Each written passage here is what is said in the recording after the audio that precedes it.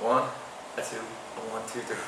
Alright guys, welcome back to the Elevator Life. Sorry for the little bit delay in episodes. I had a little mishap with my Mac, had to go snag a new one in Hong Kong.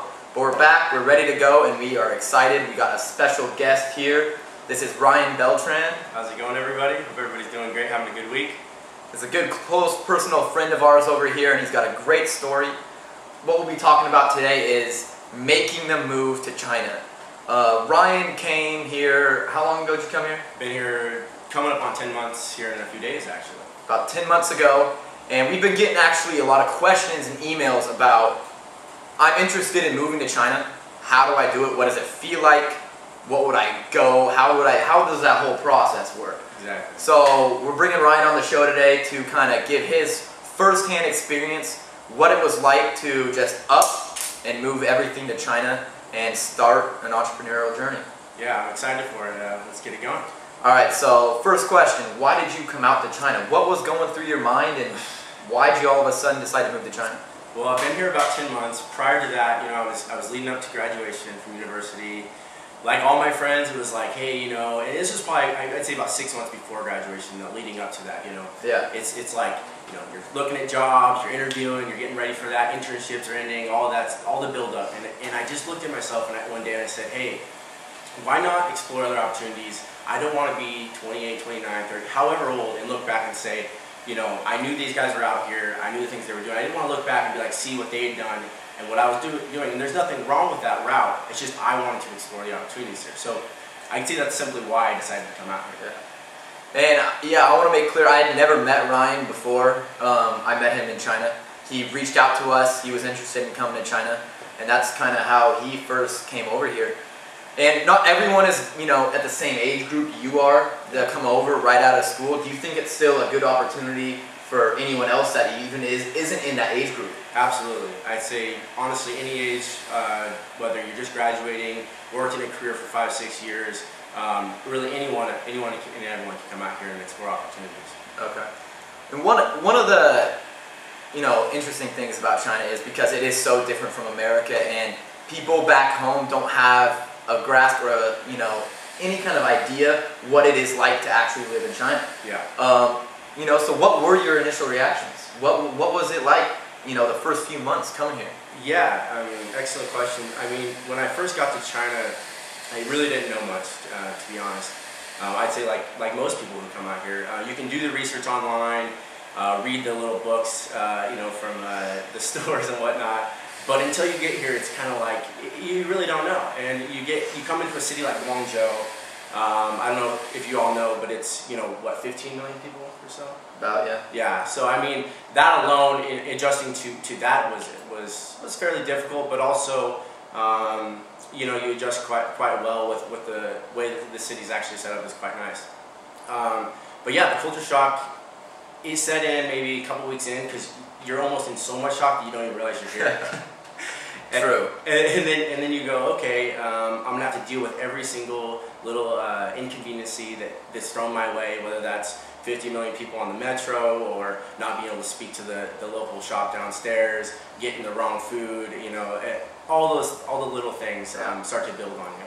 That's a good thing about having Ryan on the show, is that Nick and I are pretty removed from that situation because we've been here so long, and so he brings a new perspective. But I do remember, right coming over, it was hard to talk. I couldn't get food. It was difficult. But it really pushes your boundaries. It does. Even learning I didn't know any Chinese. I know you all know Nick on the show. Of course, he speaks Chinese. Tim's Chinese is pretty good now too. And so I'm about a year behind these guys, about a year and a half. So I'd say I'm getting a little better with my language, but over the course of the year, you do pick up on those things. But again, those first month to 6 months, it's very difficult to communicate. Alright, yeah, and it's true. Most of the people that are listening right now have been to other countries, and that, those problems, even though the culture shock goes away, those problems will still exist, Exactly. But it's all just getting into a groove and adapting. Yeah. So yeah, tell us what you're doing now. What are you doing here? What do you want to do? Well, to answer your question on point, is I am now working on a couple different sourcing projects. and actually looking to start my own line or brand of watches, which Okay, let me stop you there. For the people that don't know, what is sourcing? Okay, so sourcing, of course, well, not of course, that's what I'm telling you, is basically finding suppliers or manufacturers in China, being the liaison between a client in the United States or really any other country who needs the manufacturing in a place like China, or really anywhere in Asia. For me, it's China, the manufacturing capital of the world, which is really nice. So yeah, essentially you are sourcing that product, getting the product for them at a much lower cost than they would be able to get it for domestically. Definitely. So that's what I'm working on now, and then I guess working on the watches. Why sourcing? How'd you get on that path? The sourcing thing for me. Let me clear it up. Okay. Were you always thinking entrepreneurship? Prior to coming here? Yeah. No, actually I wasn't. I was a sports marketing guy, wanted to get into team side sports or the agency side of things. Did all the internships, had interviews, all that, and so I actually wasn't. It wasn't until I got here, saw the unbelievable amount of opportunity literally everywhere. And one of those things was sourcing. And that's because, like I said, any and every product is made here. Yep. No matter who you talk to back home has either themselves or a friend who needs something made, and you can capitalize on that. And I just saw the opportunity, and so I started making contacts, and here I am now working on three different projects. You know, I bet a common question that people are going to have is, okay, I want to get into sourcing. Even if I'm in China, I don't know anything about sourcing. What should I do? Okay. You know, how do I get? It's a common misconception about, you know, entrepreneur, or I'd say business in general. Oh, I don't have any experience. What should I do? I don't know how to do it. Okay. So, from what I learned, and from these guys and other contacts that they actually linked me up with, was prior to actually going in and learning how to source, you need to just make a list of anyone and everyone that you can think of that may need a product sourced here in China. Once you do that, you can contact them and be like, okay, I'm living here, I'm working here, I have the contacts to the factories, I know what to do, all that good stuff. Once you do that, it's honestly, it's a steep learning curve. You got to just dive in head first. yeah. And I've learned that from the best of them out here. Nick and Tim have been great examples to learn from when it comes to that. And I mean, at the end of the day, it's just experience, and you will learn. Your first factory visit, do you know what to do? No. Do you know what it's going to look like? No.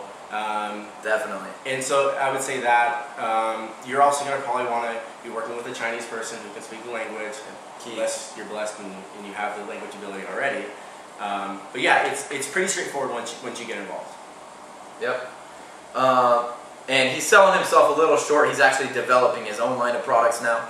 So it's not only sourcing, but sourcing is definitely a good way into the market. And we know everyone isn't interested in that, but they're also. That leads me into my next question. What is your take on the entrepreneurial market here? Not just sourcing, because a lot, you know, the most common job here for expats, I would say that, especially in our circle, is sourcing. A lot of people are sourcing goods all over the world. But in general, what is the market from your take? Well, in China is such a unique market now, in today's day and age. As everyone knows, the economy is booming at unprecedented rate. And basically, yes, you can do the sourcing, yes, you can trade. I mean, everybody knows that. You ask anyone I trade. And what does that even mean nowadays? Yeah, right. But other than sourcing, other than trading, which is essentially the same thing, you can get into your own line of things, which I'm doing because of the access to the factories, which will in turn lead you to, I mean, it's easy to start now you can start an e-commerce business. My phone's going off. Oh well, keep going. You can do e-commerce with that product. You can get a site up in a few days. You can work with, you can outsource that. You can, and I think the most opportunistic thing in China right now is what Nick and Tim are doing, and that's importing foreign goods, luxury, high-end goods to the Chinese market with the increase in disposable income of the middle. I mean, you can go on, and it's unbelievable the advantageous position that China presents in being here on the ground. Definitely. We speak about that a lot, and you know, you guys know that.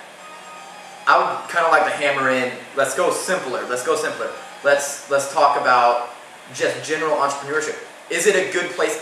even if you're not going to do business in China, you're not going to trade, you're not going to bring goods, you're not going to export, is it still a good place to come if you're going to say, do internet marketing, you're going to do SEO? Okay. Is there benefits to that? Very interesting, because to be completely honest, when I first got here, the whole thing that triggered entrepreneurship for me was reading those internet marketers, reading guys online that are blogging, doing affiliate, doing SEO, all of that stuff was actually what intrigued me. And I didn't know that. Yeah, living that location independent lifestyle. Yeah, of course. Of course. And a lot of those guys, Thailand, Bali, Southeast Asia, a lot of different places are excellent spots. However, I would say if you can deal with the inconveniences like we talked about and touched on before that China presents, China could arguably be the best place to be. And that's because I say you can work on the ground here, work on your stuff during the day, but you can also explore the other opportunities. Yep. Very, very, very true. So you kind of have both things going on at the same time. Yeah, I like that. Good point. Good point. Another thing, how about, if I don't know what I want to do, but I know I want to be an entrepreneur. Okay. Okay. I know I want to do that. You came over here thinking you were going to do internet marketing. Can I come over? I don't know what I want to do. We get some of those questions. I don't know what I want to do. Is there something I would be able to do if I came over there?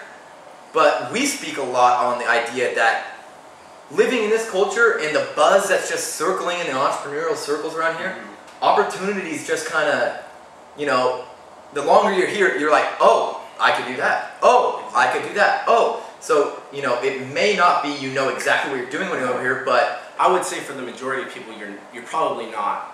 One piece of advice, and we'll probably get to this even later, but is to have a vision, know what you like. I mean, everybody knows what they like. And like I said, you can have those products made and sold. However, I feel like if you can have some type of vision going forward, you can kind of have an initial path, I would say. Kind of like I did. Yeah. However, I would say 99–100% of everyone is going to change. It always changes. These guys told me that. Oh yeah, I don't know. We'll see. 2 months later, I'm on it already. And sometimes you'll default all the way back. The way I think the best way to go about it is to just veer off in a different direction and have to go back. But it happens, Definitely. You're going to have to explore opportunities. You're going to have to see what works and what doesn't work. Different personalities, definitely. All right, so we're going to start to sum it up here. Give us some keys that you would give to someone back in your position 9–10 months ago. They kind of want to make a move. They don't know really why. They don't know what they want to do. What are some things that they should consider? What should they do? Well, I would say first, just evaluate kind of where you're at. What's going on in your life? Are you leading up to graduation? Are you already graduated? Are you first, second, 10 years out of college? Where are you? Whether that's financially, do you have families? What are your obligations and the strings attached back home? Because those are all going to affect you, I think. We deal with, for us, luckily we're young enough, we don't have a lot of than our families and friends, and you deal with that. It's difficult, but you do deal with it. I made that sound a little easier. But I would say evaluate. Once you do that, then start reaching out. Like guys like that's key. Reach out. Reach out. People will help you. I contacted Nick through a friend of mine at university, and one thing led to the next, and I'm here. So, and 10 minutes later, I'm headed down what I see as a very successful path. So, how long do you see yourself being here? About 5 months ago, I would have said maybe another year. Now I'm looking at it and say 3, 4. It's hard. He loves it just that much. It's the Chinese girls, I think. I don't know. Yeah. And then reach out, start hitting the people up, ask them what they do, ask them their process, what they did. It's invaluable. Once you do that, then I think you just got to go for it. Once you know that it's right for you, don't hesitate. You just got to get on that plane. One-way ticket was I did buy a one-way ticket. One-way tickets, don't we all love those? Oh, gosh. Yeah, they're the best. So yeah, then get out here and just start making moves. That's one thing we say, I think, every single day. Make moves. Make moves. So, and everything else will take care of itself. All right, man. Thanks for coming on the show. Yep. Guys, if you ever want to ask anybody about making a move to China, maybe not even China, Japan, Korea, anywhere in Asia, what it feels like, what they should do, what they're going through, he's the guy to talk to. You can find his contact information under this post, and feel free to give him a shout, right? I'd love to help. Awesome. Well, see you guys.